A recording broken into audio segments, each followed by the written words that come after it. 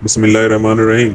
अस्सलाम वालेकुम दोस्तों, आज आपके सामने मैं एक वाक़या पेश करने आया हूँ। इस वाक़ये का रावी एक सऊदी है जो कि रियाद में रहता था। वो बोलता है कि उसके घर के पास में एक यमनी रहता था। उससे हमारी अच्छी दोस्ती हो गई। वो यमनी बहुत ही नेक दिल और खुशमिजाज शख्स था। हम साथ में खाते पीते, बैठते उठते, और हत्ता कि हमारी दोस्ती को 15 साल हो गए। उसका अच्छा यहाँ पे कारोबार था और माकूल इनकम भी थी। एक दिन अचानक वो मुझसे कहने लगा कि मैं यमन वापस जा रहा हूँ। तो मैंने बोला, भाई खैर तो है, तुम यमन वापस क्यों जा रहे हो? अपना अच्छा कारोबार है यहाँ पर, उसे छोड़ के तुम भला यमन क्यों जा रहे हो? तो मुझे बोलता है कि मेरे वालिद अपने कबीले के सरदार थे और उनका इंतकाल हो गया, तो अब मेरे लिए ज़रूरी है कि मैं अपने कबीले वापस जाऊं और अपने वालिद की जगह संभालूं। और कहने लगा कि तुम मुझसे वादा करो कि एक बार यमन वापस आओगे और अपनी खिदमत का मौका मुझे दोगे। तो मैंने भी कह दिया, ठीक है, मैं वादा करता हूँ और एक बार आपके शहर आपसे मिलने जरूर आऊँगा। इसके साथ ही वो वापस यमन चला गया और मुसलसल यमन जाने के बाद भी मुझसे फ़ोन के जरिए राब्ते में रहता। खैर एक दिन उसने मुझे कॉल किया और बोला कि तुम्हें कसम है, तुम्हें मेरे शहर यमन आना है। तो मैंने भी बोल दिया, ठीक है, मैं आऊँगा। और इसके साथ ही मैंने अपने दफ्तर गया और वहाँ पे छुट्टी लगाई। छुट्टी मिलने के बाद मैंने टिकट निकाला और एयरपोर्ट की तरफ पहुँच गया। चूँकि सऊदियों को वीज़े की ज़रूरत नहीं होती है, उन्हें वीज़ा ऑन अराइवल मिलता है। तो मैं अपनी प्लेन की तरफ बढ़ने लगा और प्लेन की तरफ मैं जब जा रहा था तो मेरे इलाके का एक सऊदी मुझे मिला जिसको मैं बचपन से जानता था। वो मुझे बोला कि तुम किधर जा रहे हो? तो मैंने बोला, मैं तो यमन जा रहा हूँ। तो वो बोला कि मैं भी यमन जा रहा हूँ, तुम किस काम से यमन जा रहे हो? तो मैंने बोला, तुम किस काम से जा रहे हो? तो वो बोलता है कि मेरा वालिद सऊदी सिफारखाने में नायब शफीर है। इसका मतलब वो फॉरेन मिनिस्ट्री में है। तो तुम्हें अगर कोई भी ज़रूरत पड़े तो मुझे बताना। तो कह रहा, मैंने बोला कि तुमने तो मुझे बताया ही नहीं कि तुम्हारा वालिद इतने बड़े मनसब पे है। तो खैर कह रहा है कि हमें ऐसी कभी ज़रूरत ही नहीं पड़ी, हमारी किस इस गुफ्तगू पे कभी बात ही नहीं हुई, तो इसलिए मैंने तुम्हें नहीं बताया। तो इसके साथ ही मैं अपनी प्लेन में आगे बढ़ने लगा और मुसलसल जब प्लेन में जो टिकट होते हैं वो आगे की सीट पहले भरती है और पीछे की बाद में होती है, फुल होती है। पर हमारी प्लेन का नज़ारा तो एकदम उल्टा था, मुझे सबसे पीछे की सीट मिली। खैर मैं अपनी सीट पे जाके बैठ गया और हमारी प्लेन की आगे की सीटें खाली थीं और पीछे की सीटें पे लोग बैठे हुए थे। तो मुसलसल हमारी फ्लाइट जब सना की तरफ रवाना होने लगी तो आधे घंटे के बाद एक मुसाफिर प्लेन में से उठा और वो आगे की तरफ बैठा था। वो उठने के बाद वो एक एक आदमी को बड़े ध्यान से देख रहा था। तो देखता हुआ पीछे की तरफ आ रहा था। तो जब वो आगे बढ़ता गया तो वो मेरी सीट की तरफ आया और मैं भी उसको बड़े ध्यान से देख रहा था कि ये आदमी एक एक आदमी को देख रहा है, आखिर बात क्या है। तो वो मेरी सीट पर आया और मुझे देखने लगा और मेरे आगे तो कोई सीट थी नहीं, मेरी सबसे पीछे की सीट थी। तो वो मुझे बोलता है, मुझसे सलाम करता है और कहता है कि क्या मैं तुम्हारी सीट के बगल में बैठ सकता हूँ? तो मैंने बोला, ठीक है, आप बैठ जाओ मेरी सीट के बगल में। तो वो बोलता है कि मैं आगे से एक एक बंदे को इस प्लेन के मैं देखता हुआ आ रहा हूँ और मैं जब तुम्हारे पास आया तो मेरी नज़र रुक सी गई और मुझे लगा कि तुम मुझे मेरी कुछ मदद कर सकते हो। तो मैंने बोला, खैर तो है, सब खैरियत है? वो बोला, हाँ खैर तो है, मुझे एक मदद चाहिए थी तुमसे। तो मैंने बोला, बताओ, मैं तुम्हारी कैसे मदद कर सकता हूँ? तब वो मुझे बोलता है कि ये एक लंबी कहानी है, फिलहाल मैं तुम्हें बताता हूँ शुरू से। मुझे बोलता है, मैं इस सफ़र में अपनी वालिदा के तलाश में हूँ और मैं इसीलिए यमन जा रहा हूँ। तो मैंने बोला, खैर तो है, तुम वालिदा को क्यों तलाश कर रहे हो? तुम्हारी वालिदा कहाँ है? तो वो बोला कि मैं जब 1.5 साल का था तो मेरी वालिदा फौत कर गई। और धीरे धीरे जब मैं थोड़ा बड़ा हुआ, स्कूल जाने लगा, तो मुझे पता चला कि ये जो मेरी माँ है ये सौतेली माँ है। मेरी जो असल माँ थी वो तो फौत कर गई। और क्योंकि मेरे वालिद ने मुझे ऐसे ही बताया था, तो मुझे पता चला मेरे भाई बहन, मेरी माँ सब सौतेले हैं। मैंने अपने वालिद से पूछा, तो वालिद ने बोला कि हाँ, वो तो तुम्हारी वालिदा फौत कर गई, 1.5 साल पे फौत कर गई। फिर मैंने अपनी फूफियों से भी पूछा, बोली हाँ तुम्हारी वालिदा तो फौत कर गई। तो मैंने सब्र कर लिया। आहिस्ता आहिस्ता टाइम बीतता रहा, और अभी मेरी जो उम्र है वो 27 साल है। तो अभी जल्दी में मुझे ऐसा ही ख्वाब आता है कि मेरी वालिदा मुझे बोलती हैं कि मैं बेटा जिंदा हूँ और तुम्हें याद कर रही हूँ, और एक बार मुझसे ज़रूर मिलने आओ। तो मैंने अपने वालिद को जाके बताया, तो मेरा वालिद मुझे झड़क देता है, कहता है मैं तुम्हें बता चुका हूँ तुम्हारी वालिदा फौत कर गई हैं।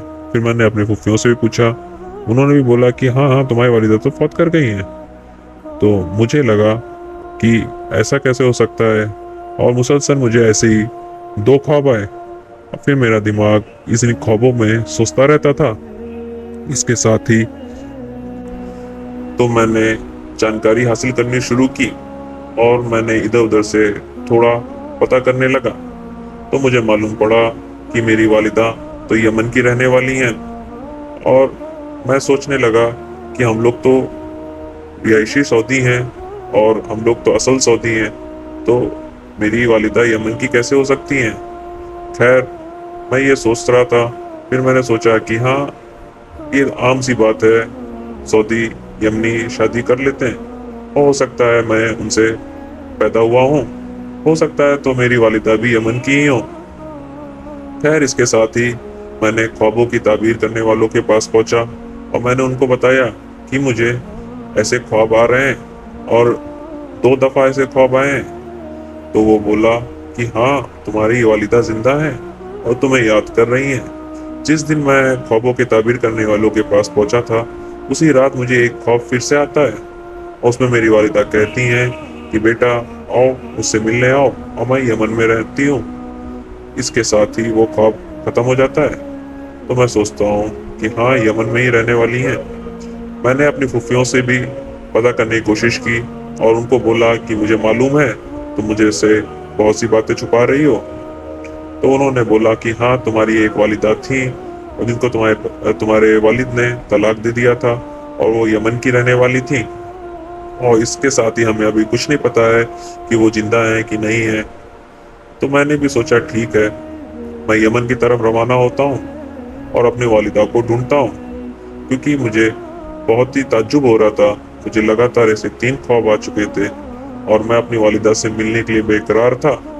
तो इसके साथ ही मैं यमन का टिकट निकालता हूँ और एयरपोर्ट में पहुँचता हूँ। एयरपोर्ट पहुँचने के साथ ही मेरी बड़ी वाली फूफू का मुझे कॉल आता है। वो बोलती हैं, बेटा तुम किधर हो।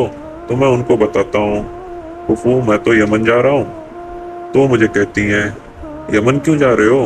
तो मैं बोलता हूँ मैं अपनी वालिदा की तलाश में यमन जा रहा हूँ, और इंशाअल्लाह अगर अल्लाह ने चाहा तो मैं अपनी वालिदा को साथ लेकर आऊँगा। तो मेरी बड़ी वाली फूफू बोलती हैं कि मैं तुम्हें तुम्हारी वालिदा के बारे में और भी थोड़ी मालूमात दे सकती हूँ। तो मैं बोलता हूँ, फूफू देरी किस बात की, आप मुझे मालूमात दीजिए ताकि अल्लाह मेरी राह को आसान करे। तो मेरी बड़ी वाली फूफू बोलती हैं कि तुम्हारी वालिदा यमन के शामला इलाके की रहने वाली हैं, और इसके साथ ही वो मुझे मेरी वालिदा का पहला नाम बताती हैं।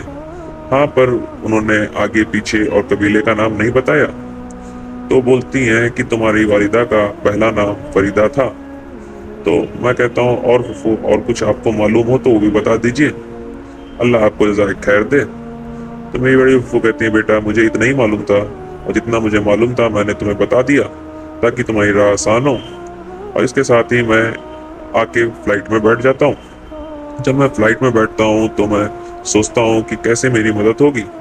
तो मैं सोचता हूँ कि एक बार सबको देख लें, और हो सका तो अल्लाह ताला कोई मददगार भेज देगा। तो मैं अल्लाह से दुआ करते हुए फ्लाइट में एक एक बंदे को देख रहा था, और मैं जब पढ़ता रहता हूँ तो सबसे आखिर में मैं तुम्हारे पास आता हूँ, और सबसे आखिर में तुम्हारे पास आने के बाद मैं देखता हूँ, मुझे सुकून होता है कि हाँ, ये बंदा शख्स ऐसा है जो मेरी मदद कर सकता है। और तुम्हारे पहनावे से भी मुझे लगता था कि तुम सऊदी हो, तो इस वजह से मैं तुम्हारे पास आके रुका। और मैं बड़ी जोर से हंसता हूँ कि वाह, अल्लाह का क्या करिश्मा है। तो वो मेरा दोस्त जो अभी आया था अपनी वालिदा की तलाश में, वो मुझसे पूछता है, भाई क्यों हंस रहे हो ऐसा, आखिर कोई बात मैंने गलत कह दी क्या? तो वो मुझे बोलता है, नहीं, तुमने कुछ भी गलत नहीं कहा। एक्चुअली बात ऐसी है कि जो मेरा दोस्त है जिससे मैं यमन में मिलने जा रहा हूँ, वो अपने कबीले का सरदार है और वो भी सैमला इलाके का ही रहने वाला है। तो मैं कहता हूँ ये तो अच्छी बात हुई। और इसके साथ ही मैं जब फ्लाइट की तरफ बढ़ रहा था, तो मुझे एक दोस्त मिला जिसका बाप सऊदी सिफारखाने में नायब शफीर है। तो वो मुझे बोलता है कि ये तो बहुत ही अच्छी बात है। हाँ, मैंने भी कहा कि हाँ, सऊदी सिफारखाने की बहुत चलती है और अल्लाह ने चाहा तो तुम्हारी वालिदा से तुम्हारी मुलाकात जरूर होगी। और हम लोग ऐसे ही बात ही कर रहे थे कि सना आ गया।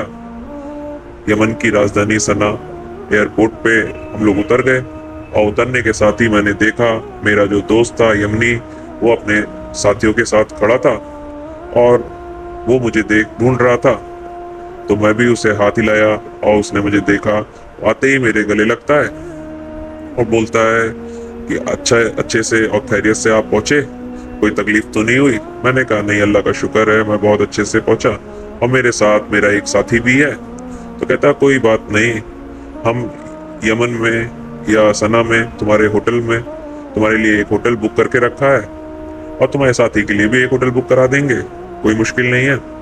और इसके साथ ही वो बोलता है कि सना में तुम 2 दिन तक रुको और सना को थोड़ा घूमो टहलो, ताकि कुछ यादें तुम सना की भी लेके जाओ। तो मैं उससे कहता हूँ कि ठीक है, हम लोग 2 दिन तक सना रुकेंगे, उसके बाद तुम्हारे इलाके में आएंगे। तो वो कहता है ठीक है। और इसके साथ ही वो मुझे सना में एक दिन घुमाता है और अगले दिन वो चला जाता है। और मैं भी सना को देख रहा होता हूँ। बहुत दिलचस्प जगह है, कुछ चीज़ें यहाँ घूमने वाली थी, वहाँ मैं घूमने भी निकला, कुछ खाने के लिए थी, तो मैं खाना भी खाया और वाकई सना एक अच्छी जगह थी और मेरा अच्छा एक्सपीरियंस हुआ। इसके साथ ही हमारे 2 दिन पूरे हो जाते हैं सना में। तो मैं फजर की नमाज पढ़ने जाता हूँ मस्जिद में। जब फजर की नमाज में पढ़ के निकलता हूँ तो देखता हूँ कि चारों तरफ मुसलसिला गाड़ियाँ हैं। तो मैं देखता हूँ कि ये गाड़ियाँ तो हमें लेने आई हैं और ये मेरे दोस्त ने भेजी हैं। तो उस गाड़ियों में वो कम से कम कुछ नहीं तो 10 गाड़ियाँ होंगी, 10 से 11 गाड़ियाँ होंगी, जिसमें हथियार लगे हुए थे और लोग चारों तरफ बैठे हुए थे। तो मैं पता करता हूँ, मैं बोलता हूँ कि इतनी ज़्यादा सिक्योरिटी की क्या ज़रूरत है? तो वो लोग बोलते हैं कि अभी यमन का माहौल सेफ नहीं है, तो इस वजह से तुम्हें ये सिक्योरिटी दी जा रही है और तुम्हारा दोस्त तुम्हारे इंतजार के लिए बैठा हुआ है। तो मैं बोलता हूँ अच्छा ठीक है, हम लोग भी रेडी होके आते हैं। तो यही हम लोग फजर के बाद निकलते हैं और वो इलाका सना से 300 किलोमीटर दूर था। फिलहाल अल्लाह खैर करे, हम लोग अपने तैयारियों में लग गए और एक आध घंटे का टाइम लेके हम लोग निकल गए। और लगभग पहाड़ियों पे वो इलाका था और पहाड़ी नुमा रास्ते थे। तो हम लोग ऊपर चढ़ाई करते हैं। चढ़ाई करने के बाद ये असर के बाद लगभग हम लोग उस दोस्त के कबीले पे पहुंचते हैं और उसका घर देखते हैं। और उसका घर तो वाकई काबिले तारीफ था, बहुत बड़ा किले नुमा घर था। इसके साथ ही मैं उससे मुलाकात करता हूँ और फिर वो हमारे लिए रात के खाने का इंतज़ाम करता है। वाकई क्या शानदार खाना था और उसने बहुत ही मेहनत की थी, मैं उसका तहे दिल से शुक्रिया अदा करता हूँ। इसके साथ ही हम लोग सोने के लिए चले जाते हैं। अगले दिन मैं देखता हूँ मेरा दोस्त जब तन्हा हो तो मैं उससे बात करने जाऊँ ताकि मैं इस सऊदी की बातें बता सकूँ। तो ऐसे ही वक्त हमें मिल जाता है और मैं उससे बोलता हूँ कि मेरा ये दोस्त है, मुझे एयरपोर्ट पे मिला था और इसके साथ ऐसा ऐसा हाल है। तो वो बोलता है, अरे इसमें कौन सी बड़ी बात है, अगर वाकई तुम्हारी वालिदा यहाँ की रहने वाली है तो ज़रूर मिल जाएंगी इंशाल्लाह। तो मैं कहता हूँ हाँ, आप इसकी मदद कर दो और मुझे तुमसे और कुछ नहीं चाहिए। तो बोलता है ये तो बहुत छोटी सी बात है। इसके साथ ही वो कहता है तुम इत्मीनान से रहो, थोड़ा घूमो टहलो, खाओ पियो, मैं कुछ करता हूँ। और वो अपने मुलाजिम को बुलाता है और मुलाजिम को बोलता है कि पता करो कोई ऐसी खातून यहाँ रहती हैं जिसने सऊदी से शादी की और सऊदी ने तलाक दे दिया हो और कमावेश 30 साल हो गए हों, और ये फरीदा नाम की औरत है, ऐसा कुछ है। तो मेरे दोस्त ने अपने लोगों को भेजा और वो लोग पता करने के लिए निकल गए। मुसलसल कम से कम चार गाड़ियां निकली और मैं उससे बात कर रहा था। तो होता खैर जो भी है, 2 दिन के बाद उसका एक मुलाजिम वापस आता है और बोलता है कि हाँ, एक खातून तो हमें मिली है जो किसी सऊदी के साथ थी और उनका तलाक हो गया, उनका नाम भी सेम है और उन्होंने यहाँ पे एक शादी भी कर ली है एक यमनी से और उनको उससे कुछ बच्चे भी हैं। तो मैं बोलता हूँ ये तो बहुत अच्छी बात है। तो मैं अपने सऊदी दोस्त को बताता हूँ, तो वो मुझे उसका मुलाजिम उतनी ही देर में बोलता है कि हाँ, उसका एक पति है और उससे हमने बोला तो कहता मैं किसी सऊदी को नहीं जानता हूँ और मैं किसी को भी अपनी बेगम से मिलने की इजाज़त नहीं दे सकता हूँ। तो मेरा जो कबाइली सरदार दोस्त था वो बोलता है कि अरे ये कोई बात नहीं हुई, ये तो बहुत छोटी सी बात है, हम लोग जाएंगे उसके पास और उसको बताएंगे कि ऐसी ऐसी बात है और मैं भी साथ में चलूंगा, और अगर तुम वो तुम्हारी वालिदा है तो दुनिया की कोई भी ताकत तुम्हें उससे रोक नहीं सकती है। और इसके साथ ही वो बोलता है कि अगर ऐसा हुआ कि वो तुम्हारी वालिदा नहीं है तो हम लोग अपनी माफ़ी मांगेंगे और चले आएंगे, तुम्हें डरने की कोई बात नहीं है। तो इसके साथ ही जो मेरा सऊदी दोस्त था उसका चेहरा खिल उठता है और वो खुश हो जाता है। तो हम लोग फिर ये बनाते हैं कि अगले दिन सुबह नाश्ते के बाद निकलेंगे।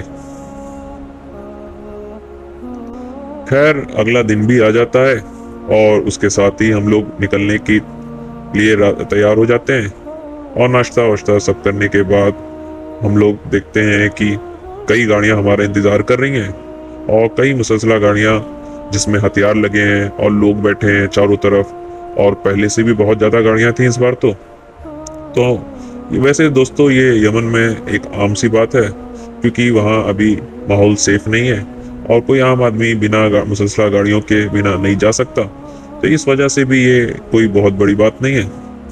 खैर मेरा दोस्त और मैं और वो सऊदी दोस्त जो था और यमनी दोस्त सब लोग बैठते हैं और हम लोग चल फिरते हैं उस घर की तरफ। तो हम लोग जब उस घर में जाते हैं तो वो यमनी जो उसका हामिद था वो मिलता है। वो बोलता है कि ऐसा तो मैंने नहीं सुना और ऐसी कोई बात नहीं है और मेरी बेगम का कोई ऐसा बच्चा नहीं है और मैंने इसके बारे में मुझे कोई जानकारी भी नहीं है। तो मैं बोलता हूँ कि एक बार आप मुलाकात करा दीजिए। तो वो बोलता है नहीं नहीं, ऐसा नहीं हो सकता। तो मेरा कबाइली जो यमन का सरदार था, यमन के कबीले का सरदार था, वो दोस्त आता है, वो बोलता है कि नहीं आप तो ऐसा मुलाकात करा सकते हैं और इसमें कोई बड़ी बात नहीं है। तो वो उसको देखते ही वो हाथ मिलाने लगते हैं, गले मिलने लगते हैं, क्योंकि वो अपने कबीले का सरदार था, उसके अच्छे ताल्लुकात थे उस एरिया में। तो वो राजी हो जाता है, वो बोलता है ठीक है मैं मुलाकात करा दूंगा, पर एक दीवार के पीछे और आगे पीछे दोनों तरफ पर्दे होंगे, उसके साथ ही एक 5 मिनट का वक्त दूंगा और जाके आप इससे ज्यादा बात नहीं कर सकते। तो हम लोग राजी हो जाते हैं, कहते हैं ठीक है अगर तुम्हारी वालिदा होंगी तो 5 मिनट भी बहुत है। तो इसके साथ ही वो इंतजाम होता है और वो अपनी बेगम को एक दीवार के पीछे खड़ा करता है और हम अपने सऊदी दोस्त को भेजते हैं। वो वहाँ पे जाता है और जाते ही वो पहला वर्ड या अम्मा बोलता है और ये बोलने की देर थी उसकी माँ समझ जाती है कि ये मेरा बेटा है और वो दीवार के बाहर आके उसके गले पड़ जाती है। और ये नज़ारा हम सब देख रहे थे और हम सब की आंखों में आंसू थे और हम लोग सोच रहे थे अल्लाह कितना बड़ा मेहरबान है। इसके साथ ही वो लोग अपने सौतेले भाई बहनों से भी मिलते हैं और उसके साथ ही वो सब बैठे होते हैं, सबकी आंखें भरी हुई होती हैं और वो मुझे बोलता है कि अल्लाह तुम्हें जाए खैर दे, तुम्हारा बड़ा एहसान है और इसके साथ ही अब मुझे तुमसे कुछ नहीं चाहिए, तुम्हें जहाँ भी जाना हो तुम जा सकते हो। तो हम लोग भी उस दिन निकल आते हैं और रात में अपने दोस्त के घर आ जाता हूँ मैं। 2 दिन बीतता है, उसके बाद ही उसका मुझे फ़ोन आता है सऊदी दोस्त का। वो बोलता है कि तुमने फ़्लाइट में मुझसे बोला था कि तुम्हारा एक दोस्त है, उसका बाप सऊदी सिफारखाने में नायब शफीर है। तो मैं बोलता हूँ हाँ, ये तो मैंने आपको बोला था और वो वाकई है। तो कह रहा मेरा एक छोटा सा काम करा दो। कह रहा हम सब ने मिल के सोचा है कि मेरी वालिदा और उसका जो अभी खामिद है और जो उसके बच्चे हैं, हम सब उम्रा करने जाएंगे। तो और मैं कि चूंकि सऊदी हूँ तो मैं स्पॉन्सर करूँगा और तुम इन सब का विजिट वीज़ा निकलवा दो उनसे बात करके। तो मैं अपने दोस्त को फ़ोन करता हूँ और बोलता हूँ कि ऐसे ऐसी बात है और मुझे इतने लोगों का विजिट वीज़ा चाहिए और मेरा ये दोस्त स्पॉन्सर करेगा। तो वो भी राजी हो जाता है। वो बोलता है ठीक है, मैं अपने बाप से बात कर लूँगा। तो वो अपने बाप को बताता है। उसका बाप पूरी कहानी सुन के ताज्जुब हो जाता है। वो कहता है कोई बड़ी बात नहीं है, हम करते हैं विजिट वीज़े का इंतजाम। तो ये जो बात अपनी माँ से मिलता है और विजिट वीज़े के दौरान खबर आती है कि जो मेरा सऊदी का दोस्त था उसके वालिद फौत कर गए, और उसको फ़ोन करके उसकी फूफू बताती हैं। तो वो फ़ोन पे बोलता है इन्ना लिल्लाहि व इन्ना राजिऊन। इसके साथ ही वो कहता है कि चलो हम लोग का जब टिकट है, हम लोग विजिट वीज़े निकल गए हैं, राजी हो जाएंगे, उसके बाद हम लोग अपने टिकट से उम्रा करके आएंगे। इसके साथ ही हम सब एक दिन, मेरा सऊदी दोस्त अपने सारे जो भी माँ थी, उसका जो सतीला बाप था, भाई था, बहन था, सबको लेके उम्रा के लिए जाता है। तो वो लोग जद्दा पे उतरते हैं, जद्दा से मक्का जाते हैं, वहाँ उम्रा करते हैं। उम्रा करने के बाद वो रियाद में एक बड़ी पार्टी आयोजन करता है और उसके साथ ही बड़ी दावत देता है बहुत से लोगों को, अपने आसपास के, अपने रिश्तेदारों को, अपने अजीज़ों को, सबको वो बुलाता है और अपनी वालिदा से मुलाकात कराता है। और इसके साथ ही वो अपने वालिदा से मुलाकात कराने के साथ ही हमारी जो ये कहानी है, ये वाक़या है, ये ख़त्म होता है दोस्तों। और देखिए अल्लाह ताला का कैसा करिश्मा है, और यही अल्लाह ताला ही बेहतर जानता है कि वो वालिदा कितनी दुआ करती थी और उसका ये बेटा कितनी दुआ करता था। और इस हैरत अंगेज़ वाक़ये के साथ ही हम अपनी कहानी ख़त्म करते हैं। अस्सलाम वालेकुम व रहमतुल्लाहि व बरकातुहू।